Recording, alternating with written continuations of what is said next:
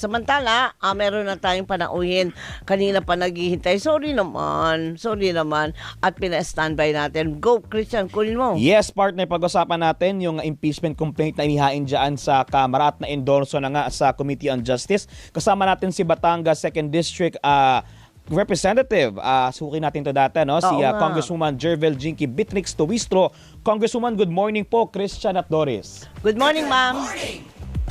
Good morning, Doris. Good morning, Christian. Thank you for having me here. Magandang umaga din po sa lahat ng mga sumusubaybay. Magandang Ayun. umaga po, Congresswoman. Magandang Siguro umaga. unang tanong po, Go. kailan natin inaasahang magsisimula itong proceedings ng impeachment sa Pangulong Marcos, lalo't na-endorse na po sa komite dyan sa Kamara? We are actually considering the dates such as February 2, 3, and 4 to be our initial hearings, no? Wow. Pero I have yet to meet with the Justice Committee staff for the purpose of the issuance of the necessary notices and the preparation of the agenda, no? Apo. Pero initially, ito yung tinitingnan naming mga dates. Alam natin na somehow it causes what do you call this? Somehow it causes disturbances sa kaisipan ng ating mga kapwa Pilipino, and that is why we really want to provide ample attention to this as much as possible. Unahin na muna namin, no? While there are other pending bills or legislations before the Justice Committee. Apo. Or perhaps siguro gawin namin, i-parallel namin to. May mga dates na scheduled for bills at may mga dates scheduled for impeachment. Bagaman, right now, I am seriously considering for next week, February 2, 3, and 4, sapagkat officially transmitted na po sa Justice kagabi itong dalawang impeachment complaints. Apo. One is the one filed by Attorney De Jesus and the other is the one filed by Makabayan Black. Po. Ang plano po ba natin ay ipag-consolidate ito, Congresswoman, or magkahiwalay pong didinggin ito mga impeachment complaint na to? Actually, they need to be consolidated, no? Because as a matter of rule, hindi pwedeng marami ang pending na complaints before the Justice Committee. Pwedeng na-refer ay to, pero pagdating ng Justice Committee, they need to be consolidated because there has to be one impeachment complaints only being heard by the Justice Committee, no? So, as I have been sharing to our countrymen, pagdating po ng Justice Committee, merong 5 na steps kaming gagawin sa Justice Committee. Ano po yan? One is the determination of sufficiency in form. Second is the determination of sufficiency in substance. Okay. Third, kapag kompleto na ang pleadings, including affidavits and counter affidavits, we shall determine if there's sufficient basis for impeachment. Fourth, we will be proceeding to hearing proper. The complainant, the witnesses, and the respondent will be invited. And after concluding the hearing, the last step is for us to determine whether or not there is probable cause to support the impeachment complaint, no? Ano man ang decision ng Justice Committee, palagi itong pinagbobotohan. And that includes the committee report that we will be submitting to the plenary. Opo. At itong committee report na ito, subject sa approval ng plenary, which pertains to all the members of the House by at least 1/3 votes. Ang laman nito ay kung may probable cause o wala, no?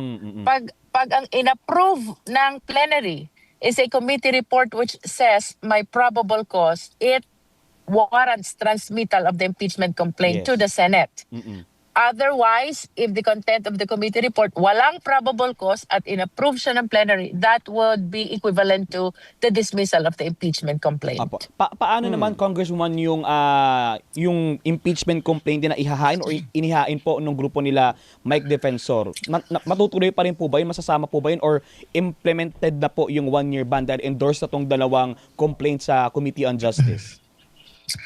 I wish to comment only with respect to those which were referred to the Justice Committee, no?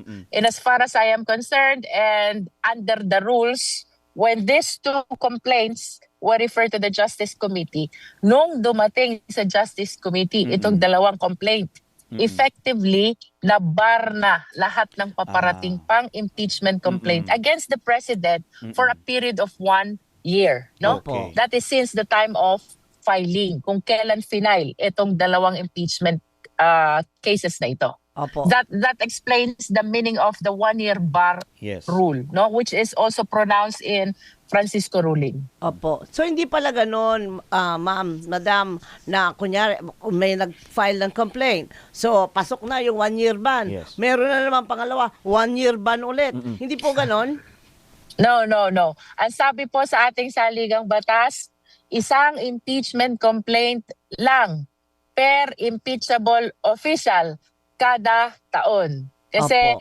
nung binasa ko yan, Doris, doon sa transcript ng Constitutional Commission when they drafted the 1987 Constitution, kung hindi daw magwa 1-year bar rule, baka buong taon, sunod-sunod yung filing ng Paulit-ulit. impeachment complaint. Oo. Wala na ginagawa ang Kongreso, Yes. Oo. kundi ang mag-hear ng mga impeachment complaints, and that will really be prejudicial on the part of the sovereign Filipino people. No? Oo. So, meron tayong batas. As a matter of fact, this is clearly pronounced under the Constitution. 1 impeachment complaint per impeachable official Oo. per year. So, that is Okay. the meaning of 1-year bar Opo. rule. As, No? Alright. as early- And what triggers the 1-year bar rule is, of course, the initiation process. Nung na-refer sa Justice Committee, according to Francisco ruling, that completes the initiation and that bars all subsequent complaint, and that triggers the running of the 1-year prohibition period. Opo. Diyan sa mga proceedings po na yan, kasi sabi mo, tinitingnan natin Feb 2? next week na agad. Oo. Next Yeah. week na pala po yan. Sa ganyang mga proceeding, lalo na nga po at presidente po itong sinampahan ng impeachment complaint, pwede ba siyang ipatawag? Definitely,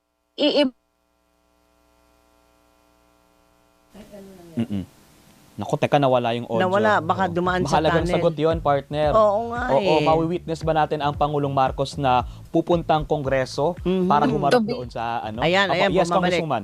Ma'am? yeah. Yeah, Yeah. sorry ma'am, naputol po kayo. Ulit lang po ang sagot. Pwede bang ipatawag ang Pangulo sa mga hearing? Definitely ipapatawag natin or iimbitahan natin ang respondent, which in this case is the President of the Philippines, no? But as to whether or not he wishes to come or otherwise, yun ay discretion niya, no? Ito ay part of due process to be present during the proceeding. But if he will not come, that will be interpreted as his waiver to participate or to be present in the hearing. Oo, pero pwede, Ipapatawag, Opo. yes, pero Pwede- discretion niya kung Oo. dating siya or hindi. pero pwede abogado lang ang humarap. Of course, he can send a lawyer, no? Pero the notice, of course, is definitely intended for the respondent. Yes, the lawyer, we can allow the lawyer to come. Opo. As early as now ba, Congresswoman, ay bubuo na rin tayo ng set ng prosecution panel related po sa impeachment complaint kay Pangulong Marcos, or yung dati na rin pong panel po nung humawak kay VP Sara na impeachment, sila rin po ang bubuo? Oo. Christian, to your question, bubuo na ba? Hindi pa. Sapagkat ito ay na-elect ang prosecutors ng plenary kapag na-approve na ang impeachment complaint dun sa plenaryo. And that will happen after our submission of committee report. Ibig sabihin, tapos na ang proceeding sa Justice Committee, no? And to your question, yun din bang panel of prosecutors kay VP? Opo. No, it depends really on the House members kung sino ang gusto nilang i-elect na maging prosecutors in as far as this impeachment complaint is concerned. Opo, kasi Alright. by February, di ba, ina-expect din na baka may maghain ulit ng mga panibagong impeachment complaint Naku. against VP Sara kasi VP Sara matatapos naman, yung 1-year oo. ban. Oo. So, dadaan po ulit sa process na step 1, Congresswoman, kung may panibago pong complaint against VP Sara. Ganun din. My answer to that is depende kung Ako na wala. anong mode ang gagamitin against the Vice President, no? Let us remember may dalawang mode in filing an impeachment complaint. One is by a complaint of the private complainant endorsed by a House member or by the House member himself. The second is by 1/3 of all the members of the House, no? kung itong first mode ang gagamitin, similar to what happened to the president, well, dadaan yan doon sa transmittal to the speaker, from speaker to plenary, secgen to speaker, speaker to plenary, plenary to justice committee. Okay? Pero if it will be filed under the second mode, ito yung sagot ko eh. Meron po tayong impeachment complaint na nakabinbin pa doon sa Supreme Court, Oo no? nga po. Remember, Yes. our first impeachment complaint was declared as unconstitutional. Correct. At ito po ay question ng House of Representatives via a motion for reconsideration. And that MR remains unresolved before the Supreme Court, no? So, ang sabi ko nga, since itong decision na ito ay hindi pa nagra-ripen into jurisprudence, hindi mo pa siya pwede i-consider na batas dahil meron pang nakabinbin na MR, Oo no? nga. So, the answer really is, depende kung i-resolve ito ng Supreme Court. Supreme Ibang Court. kaso If kasi the ito eh. Supreme Court will grant the MR, Mm-mm. Opo. ibig sabihin, marireverse yung decision. And let us remember, may impeachment complaint na naka-archive sa Senate. Opo. No?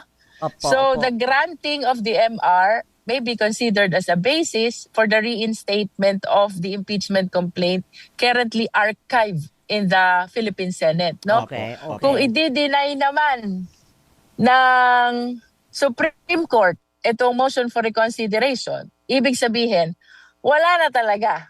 Patay na yung impeachment complaint na yon, Oo. and the requirement of the Supreme Court regarding the notice to the respondent, opportunity to answer as a requirement of due process even under the second mode will become a matter of requirement or law. No? Abangan natin. Opo. So, yung question about anong gagawin, we do not want to speculate. Alimbawang magkaroon ng panibagong impeachment complaint against the Vice President. My answer to that is, depende kung aling mode ang i-utilize nila. Ayun. No? So, abangan. If it is under, if it is under the Abangan lang. first mode, similar dun sa process ng presidente. But if it is under the second mode, we need to see kung anong magiging status ng pending case before the Supreme Court. Alright. Okay. So, nasa Kongreso na naman ang spotlight natin Yes, lahat. oo. Abangan natin. But samantala, ngayon maraming